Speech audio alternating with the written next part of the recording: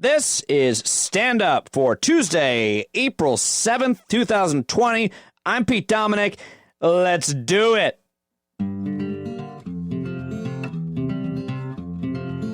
Hey guys, welcome to the show, and thank you very much for joining me. Man, the feedback has been unbelievably positive and overwhelming lately.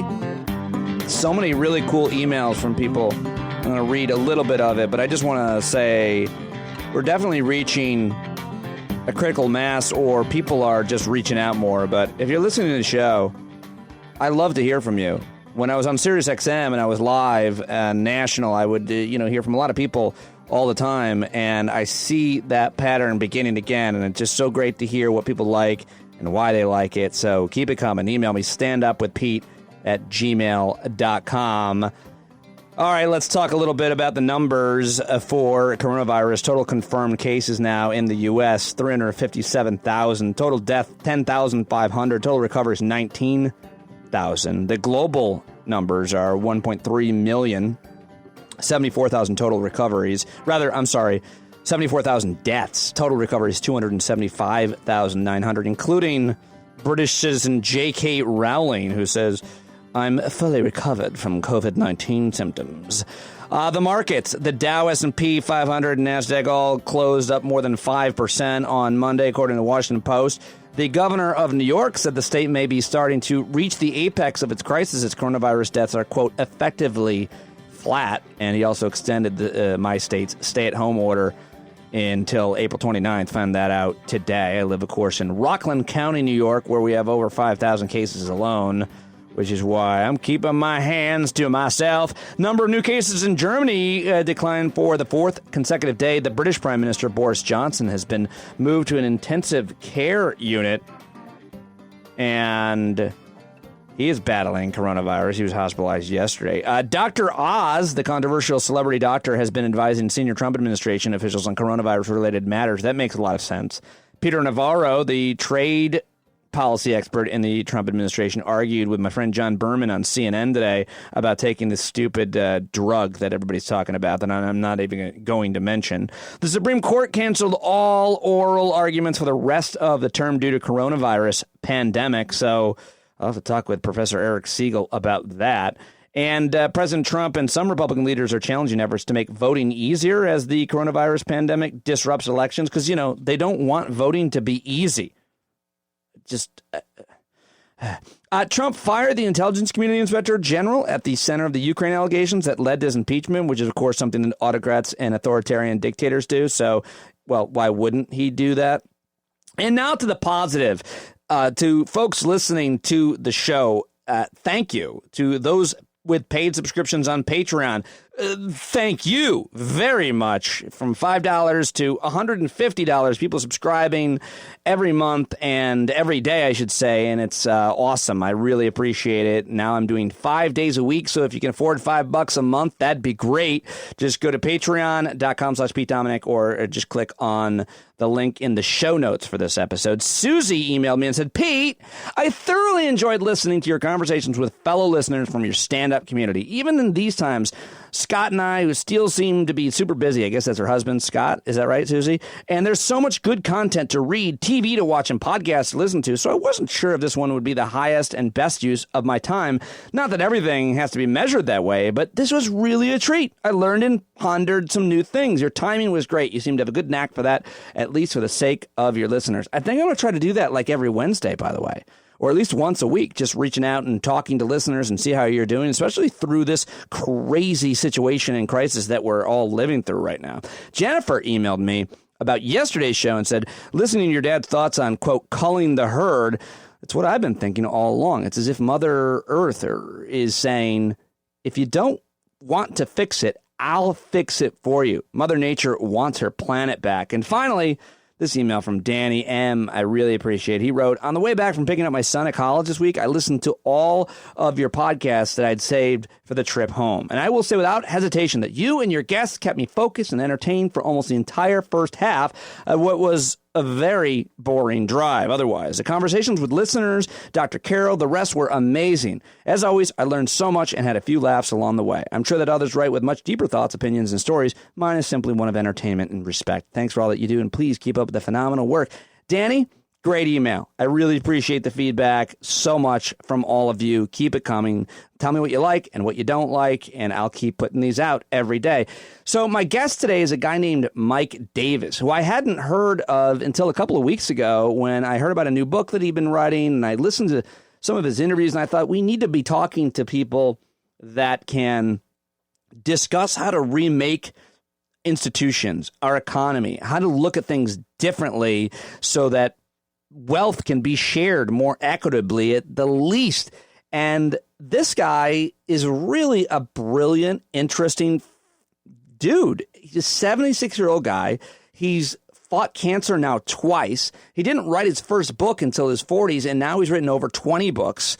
And he has had some amazing jobs. He identifies as like a Marxist environmentalist, but put all the labels aside and just listen to what this very wise older man has to say. Over the last 30 years, he's been a MacArthur and Getty Fellow, an urban design commissioner in Southern California, an advisor to gang truce activists, a university lecturer, and Los Angeles' most sought-after tour guide, journalist, activist, and even an author of children's science fiction. And I had a great conversation with him. I just wanted this show to be just Mike Davis. I hope that you like it as much as I enjoyed it. Here it is right now, a thoughtful, wise, very intelligent guy. He knows a lot about a lot. Here it is. Hope you like it. Well, I've had 2 cancers, and right now I'm in good shape. I just have some ongoing problems, but I've been incredibly lucky, knock on wood. Well, I'm really happy to hear that your health is all right. I'm sorry to hear that you have to have insurance linked to a job. And maybe that's where we can start right there, Mike. You've written so many. How many books have you written? I'm trying to count them here. I have no idea. I think it's somewhere around 20. Let's start with there's so many issues we could fill up our whole time talking about what this pandemic lays bare about our health system, our economic system, and our democracy. But specifically, the idea that your health insurance is connected to your employment.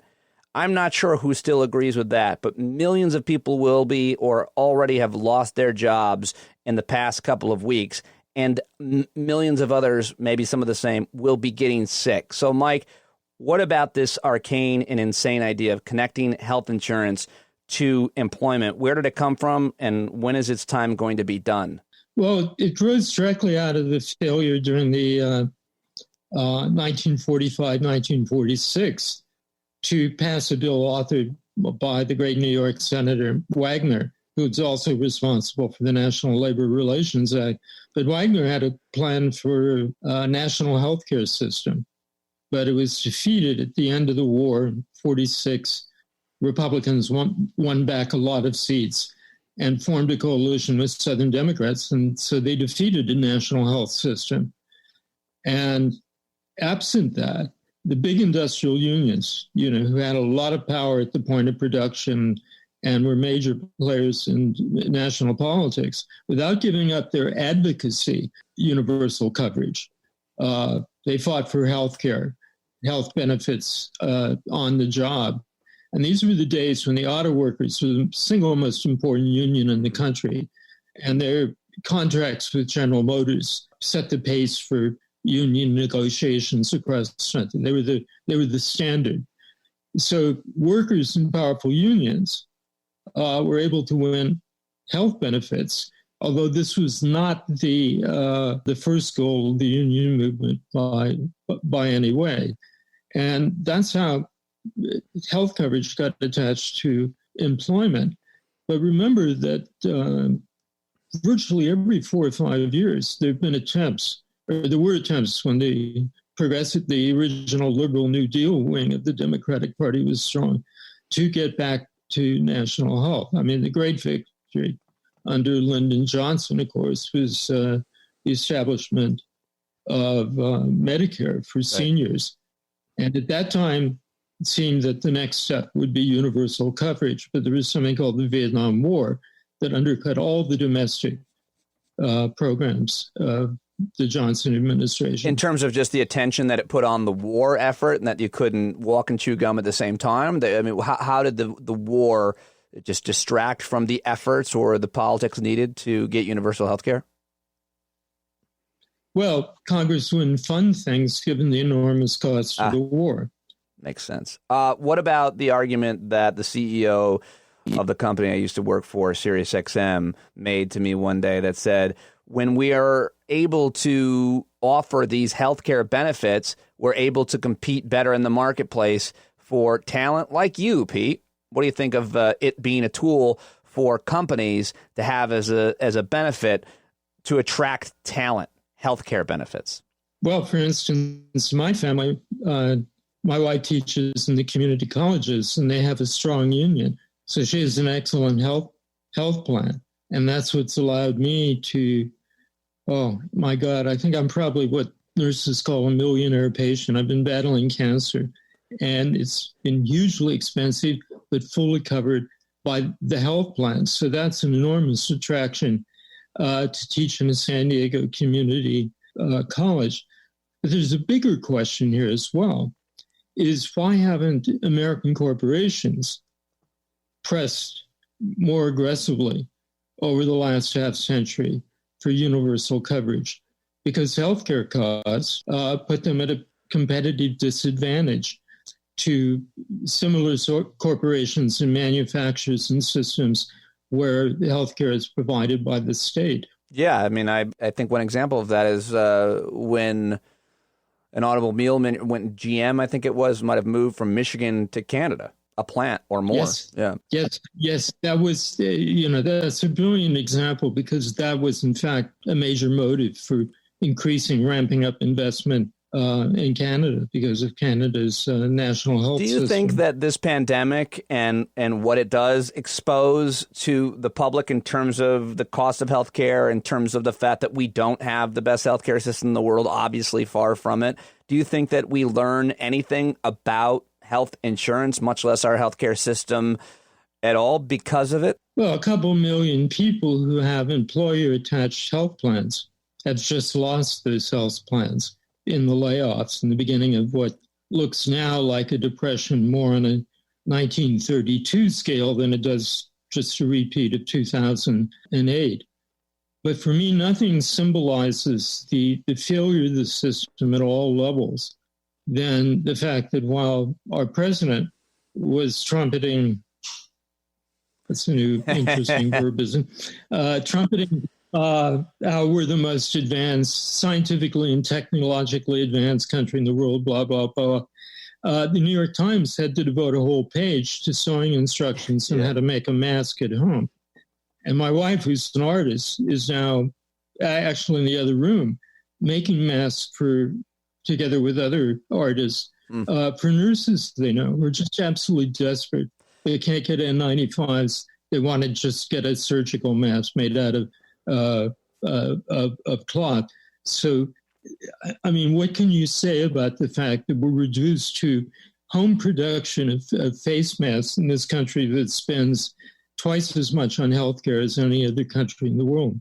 Well, I bet you can say a lot about it. You've written books about it and talked about it your entire career, why this is such a broken, corrupt system that works for very few of our citizens. But you point to both factory farming and big pharma, the pharmaceutical industry and the agricultural industry, and how corporate and huge and multinational it has gotten, which as a result has made it really difficult for us to fight this pandemic. Number one, how it starts from animals and transfers to humans in terms of factory farming. And number two, how to fight it, whether it be the drugs that we need, the ventilators that we need, or the hospitals that we need. You've written a lot about both the pharmaceutical industry and the agricultural industry. So maybe we start where the virus starts, in animals. Is that fair? Sure. But before I talk about this, we have to acknowledge that one part of the system has worked very well over the last 20 years, And that has been the warnings from the research community about the imminence of pandemics. Imminence of pandemics, which are in many ways directly the products of economic globalization. So let's get back to an animal. Influenzas, of course, are resident in wild birds. And influenza epidemics and pandemics happen because wild birds are in contact with domestic birds who become infected and then maybe pass it on to pigs, and humans get it. With coronaviruses, the reservoir are bats. Now, bats, as we all know, are pretty reclusive. They like to be in big caves, 1,000 feet underground, flap their wings at midnight, all that stuff. So how do we get in contact with bats? Well, the first stage of the globalized production of pandemics has been logging and forest clearance for beef raising in the Amazon and in the other second largest rainforest in the world in Central Africa. So multinational logging companies have been logging out countries like Cameroon, Gabon, Democratic Republic of the Congo, and thereby breaking down natural and geographical barriers between us and bats, or more specifically, the wild animals that get infected by bats and then who infect us. And of course, SARS in 2003 came from civets, a small carnivore. My son just told me that they've now produced proof that the intermediate carrier of COVID are pangolins, scaly anteaters. HIV came from primates, perhaps chimpanzees. So the first stage here has been the destruction of rainforests and tropical forests in general. And this has created a whole new interface between humans, wild animals, and their natural reservoirs in bats and birds. Okay. The second stage here is the factory farming and revolution.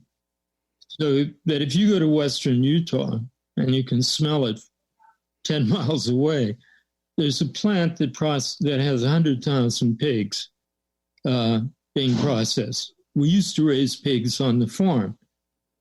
Okay? We'd grow corn and we'd grow pigs, and they'd root around, half a dozen of them or so. Now pigs are the product of industrial production, and pig populations are the size of small cities. Factory chickens, you're talking about 1 million chickens in a single facility, as occurs in Arkansas and also in places like Thailand. So the role of factory farming is that infections that are incubated and passed on to wild animals, and particularly in the case of influenza to wild birds, but also to pigs, are mass-produced in the factory farms. That is, they act as kind of particle accelerators to speed the evolution and the distribution of novel infections. And right now, for the last couple of years, the poultry industry worldwide has been racked by avian flu outbreaks. The third stage, of course, is the production of poverty on a world scale. 70% of the urban population of Africa lives in slums. Majority of Latin Americans do as well. On both continents, a majority of people now eke out a living in subsistence economy, what is often called the informal economy. And the one public health measure that has always been the most essential and has played a far greater role in reducing human mortality than anything else is, of course, sanitation, provision of clean water and toilets. And a large part of the world is absent that. And this means that that people who live in slums, who live in deep in poverty, have usually compromised immune systems because of infections.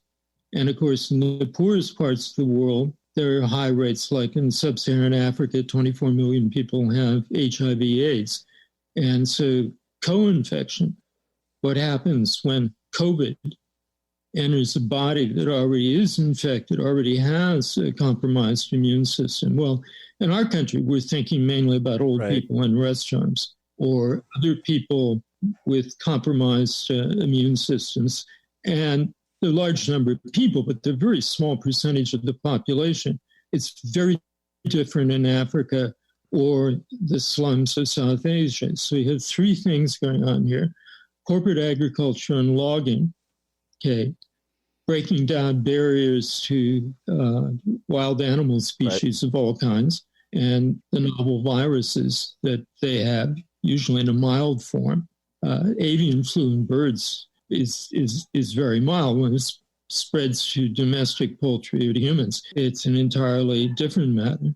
The second part of this is the use of factory farming, and the third part is production of the bodies. And I managed to leave out another crucial step, and that is big pharma. Yeah. Now, we've traditionally tolerated, or rather our politicians who get campaign contributions from the pharmaceutical industry have tolerated their monopoly power because they argue that, look, without us, you wouldn't have the research and development and production of the lifeline medicines that you need. That's not been true for a long time. Big pharma has not only responsible for the family budget breaking cost of prescription drugs, but they've abdicated the development of new medicines for tropical diseases, the development of antivirals, the development of antibiotics. And in fact, the great antibiotic revolution of the 40s and 50s has now gone into reverse. I went into hospital 2 years ago and immediately got a superbug. And that's the experience of hundreds of thousands of Americans who have to be hospitalized. In fact, most of the new drugs and vaccines that are developed for unprofitable diseases are developed by small companies. And most of the knowledge base of that occurs in public universities. So the public university system is really the research base, not the pharmaceutical industry. Well, the pharmaceutical industry, these companies, that are obviously for profit, they're capitalist thinkers, and they are going to make the drugs that are going to make the most money. And they also spend way more now, apparently, on advertising than they actually do on research. But their big money drugs are things like boner pills. And you have to wonder if they don't ever play the long game, Mike, and say, listen, you're not going to get to the age that you would need a Viagra or whatever it is if everybody dies of a pandemic. I mean, at some point, is there any profit in making these vaccines outside of a flu vaccine, these vaccines that we might not see coming, but very rarely? I don't know when the last one was. You wrote a whole book about this, The Monster at Our Door, which is fascinating. What about the pharmaceutical industry's modeling and the way that they choose which drugs to make in terms of what will make the most money? Well, they would make these drugs if they were heavily subsidized by the government. But if the government's paying for it, and so much of the knowledge comes out of public universities, we should do what Elizabeth Warren has proposed in a piece of legislation, which is the public production of prescription medicine. And that seems to me to be the obvious route. And it's not without precedent in American history. The U.S. Army recruited a bunch of young, bright doctors and biologists during the Second World War because they feared a repeat of the Spanish flu, which had killed 100,000, 200,000 American soldiers back in 1918. And the Army, and with Jonas Salk as the lead researcher, a guy who later invented our polio vaccine, they developed and produced an influenza vaccine. Government back in the old days, and I don't mean not even the New Deal days, but back in the Harding and Coolidge days, had a much greater role in the production of essential goods, ranging from firearms in our arsenals to the production of medicines and, vaccines. But that's the obvious route here. You're absolutely right. They do spend more on advertising, and they spend more than virtually any other group except the fossil fuel industry on political lobbying in Washington and the buying and selling of political favors. So what, if any, I mean, I know you have ideas and solutions that you think would make all of these problems from the issues of factory farming and cutting down rainforests to, grow cattle, let cattle raise, to the backwards incentives for the pharmaceutical industry to make the wrong drugs. What are the solutions? Well, there's two different kinds of you mentioned the solutions. Elizabeth Warren idea. That's interesting. But go ahead. Sorry. I mean, there's solutions, reformist solutions that have long existed and in some cases been advocated for a century, including things like universal health care, public production of lifeline medicines. And then there are a second set of solutions which require truly radical and in some cases revolutionary social change to address the poverty that produces disease conditions that makes a large part of the human race so susceptible to epidemics whose roots aren't just the recurrence of some natural plague, but are directly produced, as we talked about, by multinational economic globalization. I put a lot of focus on the following point. We're in the midst of an extraordinary revolution in biodesign, genomics, and vaccine development. Immunology was absolutely underwent great changes because of HIV. The rush to develop new technologies like gene sequencing and something. And the pace of this innovation and discovery has accelerated. So, for instance, today we're in a far more advanced place than we were just 5 years ago. But the system as now operates prevents the development and application of this revolution in biology to public health, to disease prevention. Right. And it ensures that, what is marketed will either be marketed only to wealthy people who can afford it or require income transfers by the government to allow people to make it. I mean, we've heard for the last 3 or 4 years, because it's become the major issue in American domestic politics, at least within the Democratic Party, the enormous cost of prescriptions.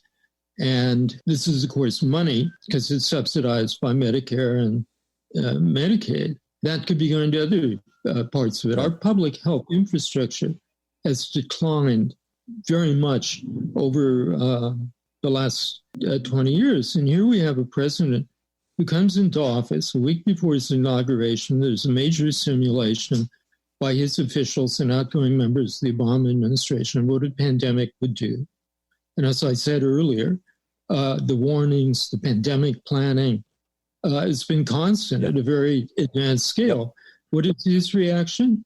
Well, a year or so later, I mean, he ignores all this and then and now claims that he never knew any of it, though he was briefed and there was a report. Well, let's not treat him. It sounds like you're treating him like a normal person. I mean, he psychologically, he doesn't even know what a ventilator is. No. Uh-oh, who's home? Hang on for a second. I want to see that dog. Whenever a dog or child interrupts, we demand to see that dog or child. Okay. I demand a look at that dog. Well, we were keeping Look at, oh my goodness, it's just like mine. Indy, what do you got there? It's a Shih Tzu mix. Shih Tzu mix with what? With who knows what. Now, are we going to cut those? Is there going to be any grooming? Well, unless we try to do it ourselves. Yeah, we're in the same boat. We'll see what happens. Well, I'm against it anyway, because if I don't have to get haircuts, I don't think my dog should have to get them. That's right. Nice to meet you. Keep up the good work. Okay. Thank you. What a beauty, Mike. The dog. I couldn't see your wife, but I'm sure she's. I don't like small dogs myself. I like bigger dogs that do productive labor in the fields and chase birds and more stuff useful. like that. Yeah, I'm with you, but I couldn't let the perfect be the enemy of the good when we got one. My wife was very, very compromising, so we got a little dog. You know about Shih Tzus? No. They were bred as lapdogs for the Dowager Empress of China. And in the 1911 Chinese Revolution, they attempted to kill every single Shih Tzu. Why?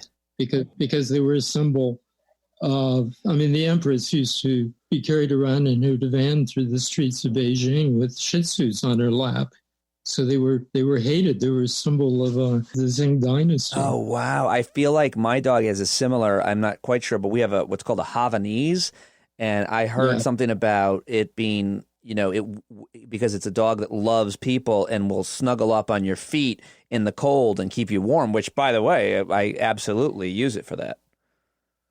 Well, our dog has the kind of personality of a throw rug. I like Queensland heelers and collies and, retrievers, dogs like that. What was I asking you about?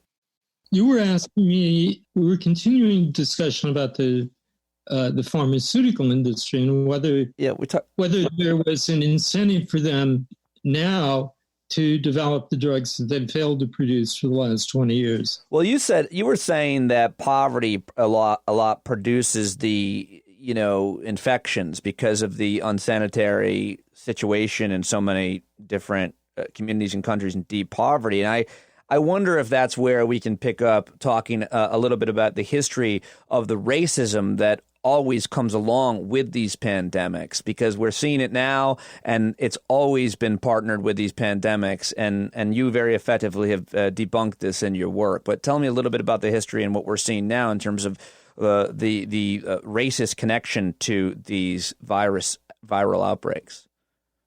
Well, it begins at the top in the White House. Well, yeah. That this is the responsibility of the Chinese who've loosened this monster on the rest of the world through their own cover-ups and incompetence.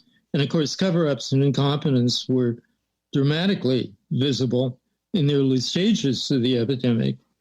But now that it's become a worldwide disease, China is the source of most of our knowledge. If you go online to any of the scientific journals, medical journals, and so on, you'll find this flood of important research coming out of China. Because when the central government took control over this, they opened the doors without censorship to medical discussion. There's been a free flow of information that's been essential. They were able to suppress the first wave of the pandemic, because we can't discount a second wave in China. They were able to do that because by sealing off Wuhan, gave them a window of a couple of weeks where they didn't immediately need all their medical people on the ground everywhere and locations. So they were able to move people from across China into Wuhan. China had ample stocks, protective supplies, and test kits. And it also had the biggest grassroots organization in the world, or an organization that has the greatest coverage of locations with members, the 90 million Chinese Communist Party. Right. So they had people enforcing quarantines, giving advice, helping with sanitation, right down to the apartment level.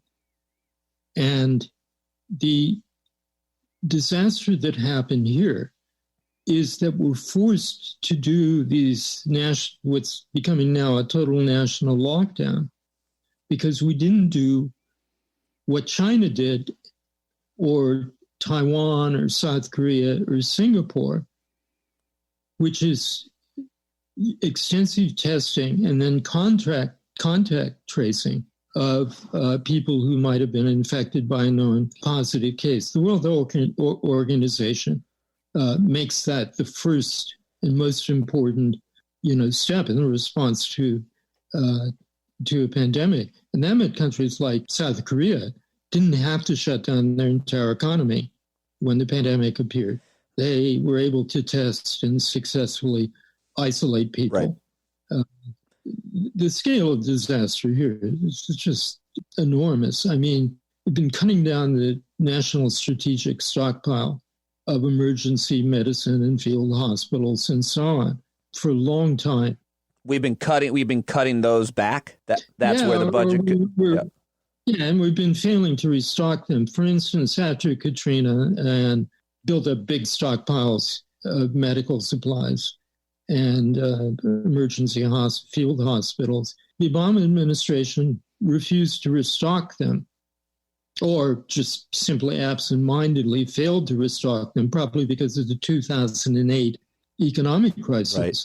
In California, Arnie Schwarzenegger, working with the Democratic legislature, spent $300 million of incredible stockpile of equipment, drugs, and field hospitals. And when Jerry Brown came back to power, and he's a fiscal conservative, though a social liberal, he dispersed all that. Well, he either sold it off or gave it away. And all this occurs against the background of constant, almost day-by-day warnings from medical researchers, from the Homeland Security people, Health and Human Services people. The United States has had a pandemic response plan since 2005. It's been revised twice and enlarged. It has a separate series of plans for implementation, and it corresponded to the plan which most of the nations of the world would sign on, that was developed by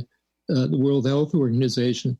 So you've had this huge planning apparatus, a set of warnings, knowing exactly what to do. Because when it comes to the first steps in a pandemic, it doesn't matter whether it's influenza, Ebola, or coronavirus.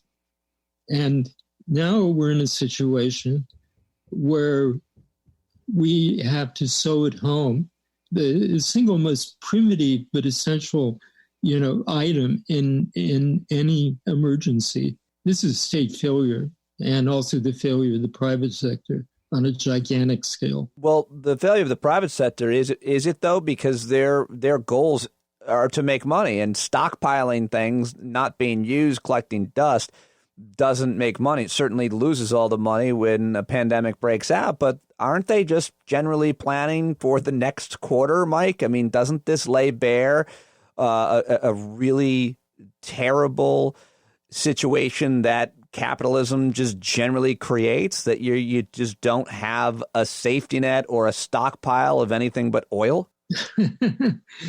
That's certainly true of the United States. But, take somebody like 3M in Minnesota. Sure. They're a major manufacturer of face masks. They would have had an ample supply if the government had purchased them back early in the Trump administration when all these warnings were coming out. Look, in 2019, last year, the Council of Economic Advisors issued a big report and warned about these shortages and the lack of preparation. They also indicted, which was surprising for a group that's so tied to private industry, they also indicted Big Pharma for its refusal to develop necessary vaccines and medicines. So there's almost nothing about the current pandemic that wasn't anticipated. And there have been these previous surges of research and stockpiling since SARS in 2003, avian flu in 2005, swine flu in 2009, Zika virus. I could go on and on. So, in the background are not only voices shouted, but policies adopted and then abandoned when they were thought too expensive to continue. If the Trump administration told Roche, okay, here's $1 billion, develop a new antibiotic, they would do it. But again, why pay them $1 billion when $1 billion is applied to public production and research hand in hand with dynamic young biotech firms and scientists wouldn't accomplish the result a hell of a lot better. Once the that's our campaign finance system corruption. You're going to give the money to whoever is donating your campaign. This guy, more than almost anybody else, I would see as the obvious answer to that. In terms of what's the most efficient, what goes the longest, isn't necessarily what we do because of our broken system of a campaign finance, I think. How did I do there? Well, we should recall, too, that in other capitalist countries with giant corporations, in fact, there's been a bigger public role because of the existence of national health systems. And corporations, for instance, in Germany, were medium-sized family businesses specializing in things like tool and die work and machine making and so on. They're actually the bedrock of the German economy and its exports. And they look in the long term. They're not about, as most American companies are, how to deliver the maximum value to shareholders in the smallest amount of time. They're not wrecking and breaking up traditional parts of their manufacturing base, because the Harvard Business School course on finance says you should go in and get rid of the least profitable places, sell them off, and move on to another new industry to wreck. Yeah. Different incentives, different. I mean, but the word public in America has become a four-letter word, apparently, which is a crazy thing that hasn't happened, I don't think, in certainly in European nations. Of course not. And now we see that after decades of attacking public sector workers, attacking public agencies, even Republicans are life dependent on these people. Of course, there are some heroic Republicans, like Dan Patrick, the lieutenant governor of Texas, who's kind of the king of fools in the Republican Party. Well, that's a tough, long list. The king of fools, Dan Patrick. Go ahead. What are you going to? I sense sarcasm coming. He's bravely offered up senior citizens as a sacrifice to keep the profit mills going in the economy. And I tried to find an address for him because I wanted to write him a fan letter and say, hey, this is a great idea. If all you elderly Republicans want to commit suicide, that's a great patriotic step to take. Well, yeah, it certainly would be. But I mean, the irony and the sadness of it is that the ignorance that amongst a lot of Trump's base and the Republican media base is that that this is overblown and that media and Democrats, this is a hoax, when in fact, because they believe that and they continue not to social distance and they continue to go out and still, they're most likely the ones that are going to get sick and die. I mean, Trump's failure to address this is literally killing the people who support him. And you could just argue just this generations long of conspiracy theories that just don't respect science and research. I mean, that thread is more laid bare because of this than climate change ever could. Of course. And we'll see over the next month whether Trump's base revises its attitudes about science, because the pandemic has followed the traditional model of epidemic disease in an age of globalized production. That is, it's appeared first in the world cities with the greatest number of network contacts with the rest of the world, then it spread to the major cities. Now it's beginning to spread to smaller cities and even tiny communities across the United States. And there's a huge difference between, say, New York City and rural Texas. North Dakota, because in New York City, even though it's the epicenter now, has a massive medical infrastructure. Yeah. If you're in a small town in the Great Plains or the West or somewhere in the South, where somebody's come back a month ago from the Mardi Gras with the disease, you might have a local hospital that has 25 beds but no intensive care unit. Yeah, and you got Dak Brown down the road, and he can help out for a couple of days until he contracts the virus, and then you're left with nobody. I mean, these rural communities are going to be absolutely screwed because of what you're saying. I mean, they don't have what they need. And because they depend for the treatment of acute cases, critical cases, that they send those patients to regional hospitals, and those regional hospitals are now overwhelmed and collapsing. Because of the number of these cases. And right here in California, we see examples of people with critical illnesses being turned away. Ambulance drivers and ER teams having to tell people that we can't treat you on the spot and you're suffering a heart attack. We have no room for you. I mean, triage is accelerating everywhere. And it is despicable that doctors and medical teams across the country have to make these kind of choices. This will be part one of our conversation. Hopefully you enjoyed it. We could do it again soon because I have so many more questions that I didn't get to. But I want to end on maybe a little bit more of a positive note, which I know that you know, Mr. Rogers always said, look for the helpers. And I know that you've, you know who is out there who is both most vulnerable and most heroic, people like, you know, frontline healthcare workers and nurses unions and who is doing the great work and who is doing the heroic work, not only working on the front line, but organizing behind the scenes to make sure that the healthcare workers get what they need, much less transportation workers. Who are the heroes, Mike, according to you? Well, they're everybody who plays a role in confronting this disease or maintaining, delivering the food to tens of millions of people in their homes. It's my postman. He's a wonderful guy. They haven't issued him with gloves. He doesn't have a face mask. I actually found something and gave him to him. I mean, he's as much a frontline worker as a surgical team in a hospital. But I think we're going to see the radicalization of healthcare workers. I mean, already the nurses union, the National Nurses Union, has been for the past few years really the national conscience when it comes to issues of universal and democratic healthcare. And they're going to come roaring out of this experience.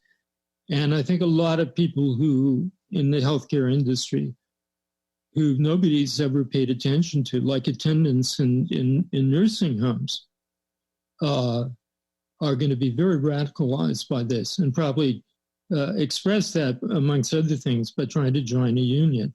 But at the same time, whatever the course that the pandemic takes and whatever success or not isolation has, we're still going to be sacrificing tens of thousands of people in nursing homes, prisons, jails, INS detention camps, and in refugee camps.